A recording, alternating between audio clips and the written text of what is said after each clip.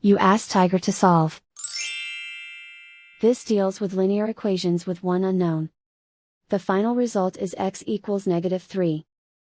Let's solve it step by step. Simplify the expression. Expand the parentheses.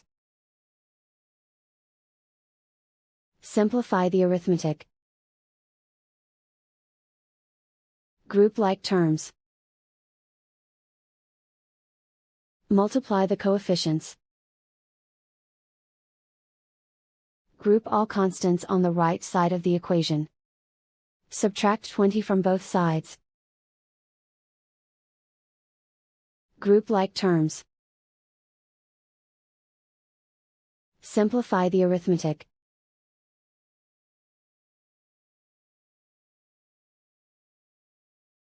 Isolate the x.